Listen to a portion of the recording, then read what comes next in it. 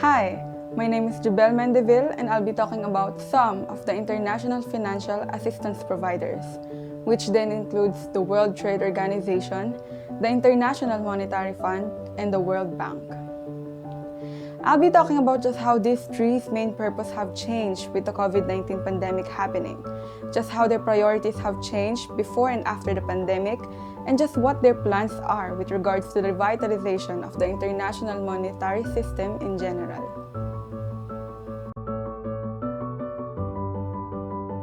The World Trade Organization's main purpose has always been regulating and liberalizing world trade, promoting fair trade as well as permitted exemptions on trade between nations. They enforce rules to ensure that the trade flows smoothly. The International Monetary Fund's main purpose is to promote financial stability and economic growth among states. Ensuring the stability of the international monetary system, they provide loans to member countries that are in need. The World Bank's main purpose, on the other hand, before COVID-19, has always been reducing extreme poverty of the developing countries through financial assistance.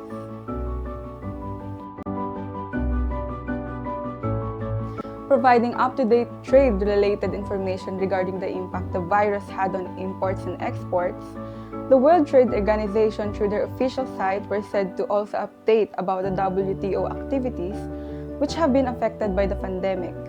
Also providing support measures for those who are in need, they maintain the system of open trade.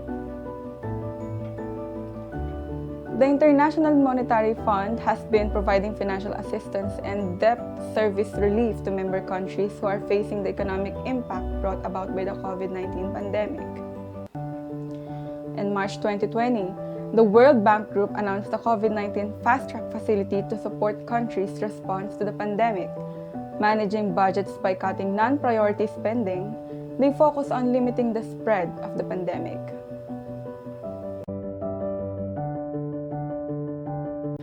The World Trade Organization was said to provide short-term needs to deliver as many jobs, income, and economic demand as quickly as possible to member countries, as well as long-term needs to deliver a sustainable growth and prosperity among countries in general.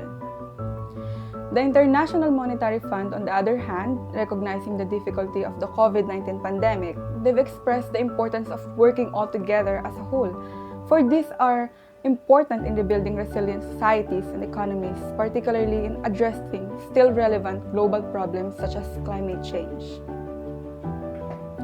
Together with the IMF, the World Bank also thought of suspending debt service payments for the poorest countries.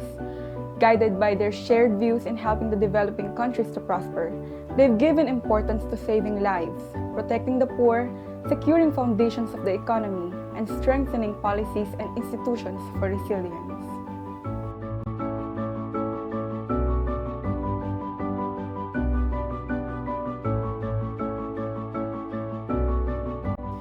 In my personal capacity, given that we have experienced strong consecutive typhoons here in our country, I can help in the economic and trade development through helping keep the money moving, particularly with the social media as my platform for dissemination of information. I will use this tool to encourage people to, instead of resorting to premature withdrawal of vital support for people and businesses, one should know the importance of investing, particularly at this time. Because as employment remains high, our economy needs more fiscal support than ever to prosper.